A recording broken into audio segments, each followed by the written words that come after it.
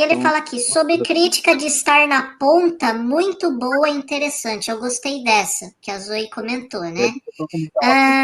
Eu só comentar uma coisa. Rapidinho. Pode falar.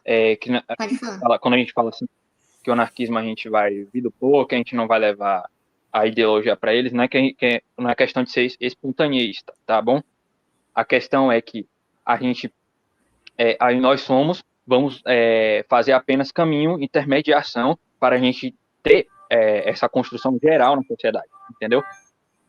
A nossa questão é intermediar e a gente fornecer mecanismos, ideias, esse tipo de coisa, mas a questão é que o poder de decisão tem que estar realmente com as populações, basicamente isso.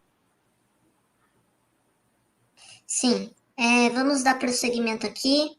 Pera aí, gente, só um instante. Vou pôr o fone de ouvido aqui para carregar, porque... Aqui, pronto, vamos lá. Sobre não dialogar com os anarquistas, excelente ponto também, achei bem interessante. Ok. Sobre precisa do partido ou não, rapaziada, o partido vai ser criado ainda. É explicado depois. Mas para ser comunista necessita estar organizado até ter condições materiais para esse partido existir. E não é de agora. Alguém quer comentar algo sobre isso? Espero. Peraí, você não vai explicar o partido, mas o Lênin já explicou o que eles vão fazer, qual é o objetivo. Pois é, o problema é o seguinte, que esse negócio dessa ideia do partido começou com esse tal do Lênin, né? E o Lênin acha que tinha que ter partido, só que muito antes do Lênin começar com essa história de partido, já existiam organizações populares como os soviets, né? Que o soviet vem bem antes desse negócio aí, e as pessoas estavam se organizando, cara. As pessoas estavam se dando, estavam com os trabalhadores tinham os meios de produção mesmo, né? E aí chega o outro lá com partido, com não sei o quê, aí o partido começa a controlar os meios de produção, que já estava na mão dos trabalhadores, então eles fizeram um trabalho inverso do que deveria ter sido feito, cara. Ou seja, sinceramente, eu acho que uma vez que a gente consegue tomar os meios de produção, a gente, tomou os meios de produção. Agora, para que a gente vai fazer um partido que vai organizar isso e que vai tirar os meios de produção da mão do trabalhador, colocar um interventor lá na indústria, no campo, seja lá onde for? Trabalhadores unidos governam, não precisam de governo, tá ligado? Trabalhadores autogeridos governam sem partido. Para que partido? É aquela história, não existe patrão sem trabalhador, mas existe trabalhador sem patrão, sabe? É basicamente isso. Agora, qual é a diferença entre estar sendo chefiada assim por um empresário lá qualquer e tal, e ter um fiscal do governo ali vendo se eu estou trabalhando ou não? Sim, Não faz sentido nenhum, porque a gente basta só uma federação e cada um é livre, se autogere e se une por faz uma união, entendeu, de ajuda mútua, dessas coisas. Voluntariamente. Exatamente, não precisa absolutamente do Estado para nada. Para absolutamente nada. Vamos lá. Foi bem ruim a interpretação de vocês sobre o assunto. O outro falando de interpretação. E ele chamou o Humberto porque ele estava falando demais. Enfim, bem ruim nesse caso. Deixa eu comentar. Mas sobre essa... Pode comentar. Engraçado, é igualzinho quando você conversa com a ANCAP. Eu tenho experiência já de conversar com a ANCAP. E é literalmente assim. Você não entendeu nada sobre anarcocapitalismo. você não entendeu nada sobre o que Hofbauer diz, você não entendeu nada. É sempre assim, você não interpretou, você não entendeu nada, porque é assim, na cabeça dos autoritários, se uma pessoa não concorda com ele, é impossível uma pessoa discordar dele, entendeu? Não é possível uma pessoa olhar para aquilo ali que está falando e discordar, porque aquilo ali é uma verdade absoluta. A pessoa só pode ter discordado ou porque ela não entendeu, ou porque ela é burra, ou porque é uma pessoa com má fé. É sempre assim a desculpa dos autoritários. Sim. É. Vamos dar prosseguimento aqui. Mas sobre essa dúvida, novamente critiquei dia antes dessa entrevista, perguntam sobre a organização. Assim, para quem não sabe, aqui é um outro podcast que existe por aí. Sim. Que acho que o Humberto foi lá, se eu não me engano. Ele cita, terreiro organiza a pessoa. Eu fiz parte, inclusive. Não sei se ele está se referindo ao Humberto, né? Se o terreiro organiza, então foda-se o partido, mais uma vez.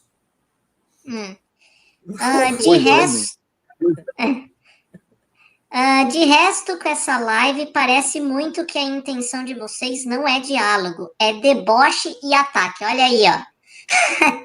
Ficou ruim, gente. Adivinhou, meu filho. Adivinhou. Era isso mesmo que a gente queria. Assim, Agora é deboche baseado, tá bom? Deboche com base. Um deboche embasado. Sabe qual que é o problema, gente? É que não dá para dialogar com marxista, porque marxista fica com esse negócio. Não, pô, vamos se aliar, vamos dialogar. Ô, meu filho, você nunca leu um livro de história na sua vida, não, cara? Você nunca estudou União Soviética na sua vida, não, cara? Ou seja, o que aconteceu com o anarquista da última vez que tentaram conversar, trocar um lero com o marxista e, sabe? Ô, meu amigo. A conversa. Marxista. Mas porque eu ia dizer que marxista, ele só quer dialogar com a gente quando eles não estão no poder, né? Aí quando eles estão no poder, aí eles só dialogam com quem? Só dialogam com o Estado burguês ou com o nazismo, né? Com fascistas. Não, eles dialogam com a gente. Eles dialogam com a gente, só que é na base da bala, né? Assim, e quando não estão no poder, quando eles não estão no poder e vêm dialogar, não vêm dialogar, eles vêm converter, né? Eles querem que a gente aceite desconsidere uma religião. Desconsidere o nosso anarquismo para virar marxista, leninista. Não é uma religião, é uma seita. É uma seita, tá ligado? É incrível. E ai de você, se você falar mal do Deus Lenin, hein? Você vai sofrer a eternidade no Gulag, hein? Vamos lá. Ficou ruim de coração. Eu não acho que é essa vibe que vai puxar gente para o anarquismo. Faltou, nesse caso, até conhecimento sobre o que eles estavam falando ou foi má fé. Aí fica difícil. Um abraço. Não, finalmente a gente estava se baseando 100% no que estava acontecendo na porcaria do podcast. Que realmente o que aconteceu ali foi que o Galo não estava conseguindo comunicar com os outros dois o que estava acontecendo na cabeça do Galo. O Humberto não entendeu o que o Galo quis dizer com um monte de coisa lá que o Galo falou, o Galo também não entendeu o que o Ian queria dizer, o Chavoso também não entendeu, ou seja, foi um podcast que ninguém se entendeu, afinal de contas. Ou seja, e aí a gente tem que... E nós somos obrigados a entender, mas aí o que a gente entendeu do podcast foi isso, que ninguém se entendeu, e ninguém chegou a um consenso. E aí, o que aconteceu? E outra coisa, uma coisa que é interessante colocar é que, por exemplo, o Galo e o Chavoso não são os apresentadores, os hosts oficiais desse podcast em questão, né? As ideias. Parece que tem outros caras ali que são realmente os caras que fazem o podcast mais ativo, né, e tal. Os dois apareceram lá, eu acho que foram colocados lá porque acharam que seria legal essa interlocução, né? Então eles estavam lá provisoriamente. Então aí, mas o que aconteceu ali também, é uma coisa que acontece quando, por exemplo, você tem uma pessoa que está fazendo a entrevista, que está conduzindo a entrevista, que não é um jornalista, que não é o problema, ele não é um jornalista, ele não é um comunicador profissional. Então, o que acontece? É claro que as perguntas do Galo iam ser perguntas imprevisíveis. Ele ia cutucar de um jeito que, por exemplo, um jornalista profissional dificilmente faria. Que eu achei muito bom ter sido justamente o Galo fazendo essa entrevista, porque são perguntas que, de repente, as pessoas querem fazer e não têm oportunidade de fazer. Foi perfeito. Né? Porque, Sim. Gente, já volta aí, peraí. Porque é o seguinte,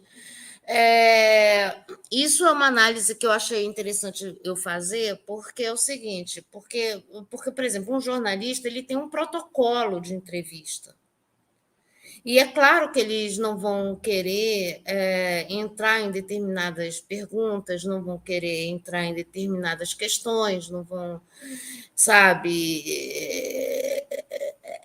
É tudo muito preparadinho. O Galo, eu acho que ele não teve essa preocupação de buscar uma pauta. Ele foi perguntando as coisas que eram da curiosidade dele, né? Ou seja, deu vontade de falar, ele fala, deu vontade de e é isso que eu acho que os dois, tanto o Humberto quanto o Ian, não estavam preparados para esse tipo de interlocução também, sabe? Porque o problema todo ali que aconteceu é que os dois eu acho que estavam se preparando para conversar com pessoas com perguntas mais previsíveis, de acordo com o que eles estão acostumados a falar, acostumados a responder, não sei o quê, e dão de cara com uma pessoa completamente aleatória ali, né? Que eu acho ótimo, né? Porque pelo menos assim tira a pessoa da zona de conforto,